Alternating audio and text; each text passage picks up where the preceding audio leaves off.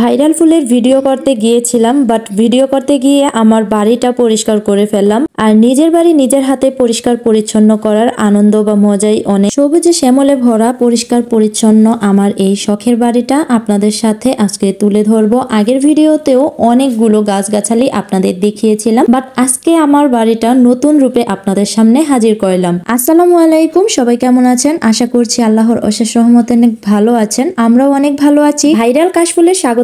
আর আমার বাড়িতে কিন্তু এত সুন্দর কাশফুল ফুটেছে, আর এই কাশফুলের বাগানটা পুরোটা আপনাদের দেখাবো। আমি যে একটু আলসে তা আমার ভিডিও দেখলেই বুঝতে পারবেন। আর এই কাশফুলগুলো কিন্তু অনেক দিন আগেই ফুটেছে, বাট যথাযথ সময়ে কিন্তু আমি আপনাদের সামনে তুলে ধরতে পারি নাই, যেহেতু আমি একটু আলসে। আর এই আলসেমির কারণেই কিন্তু আমার টাইম মতো ভিডিও আপলোড করা হয় না। অনেক দিন পর আমি আজকে চলে আসলাম ভিডিও নিয়ে, বাট এখন থেকে ভাবছি প্রতিদিন অ্যাক্টিভ থাকবো। আর এই কাশফুল বাগানের ফাঁকে কিন্তু আমার বাড়িটাতেও এসে পড়লাম। আর আমার বাড়িটাকে ভাবলাম যে একটু নতুন রূপে সাজাই। বাড়িতে যেহেতু অনেক গাছগাছালি আছে, সে এত সুন্দর করে পরিষ্কার করার পেছনে কিন্তু রয়েছে অনেক কষ্ট, কঠোর পরিশ্রম। আর অনেকবার কিন্তু আমি লোক দিয়ে পরিষ্কার করিয়েছি, তখন তারা আমার অন্যান্য গাছগুলো না বুঝেই কেটে ফেলেছে। আর এই জন্যই আমি নিজের হাতেই আমার বাড়িটা পরিষ্কার করেছি। আসলে এটা কোনো লজ্জার বিষয় না, আমার তো গৌরবের বিষয়। আল্লাহ তাআলা আমাকে এই দুনিয়াতে একটু জমিন কেনার তৌফিক দিয়েছেন, আলহামদুলিল্লাহ। আর সেই জায়গা, সেই জমিন যদি আমি আমার নিজের হাতে পরিষ্কার করে বাড়িটাকে গুছিয়ে না রাখি, তাহলে কি হয় বলেন? এইদিকে আমার বাড়ির নেটগুলো কিভাবে কেটেছে দেখেন।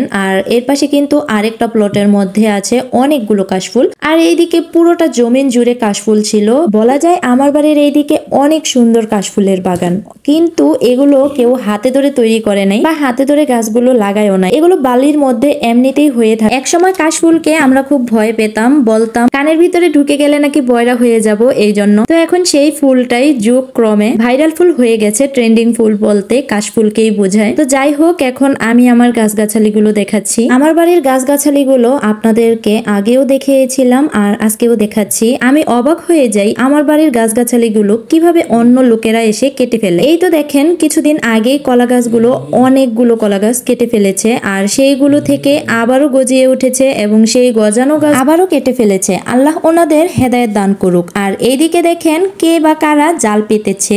আর সেই জালের মধ্যে দেখেন রাসেল ভাইপার চলে এসেছে। আসলে রাসেল ভাইপার যখন নেমেছিল তখন আর কি আমাদের এইদিকে আসতে টাইম পায় নাই, সো এখন চলে এসেছে। যাই হোক, এখন কিছু কাজ করি, সেটাই ভালো হবে। আর বেলা গড়িয়ে সন্ধ্যা হয়ে যাচ্ছে। এখন কিন্তু দিন অনেক ছোট হয়ে গেছে, কাজ করেও কুল পাওয়া যায় না, দিন তাড়াতাড়ি শেষ হয়ে যায়।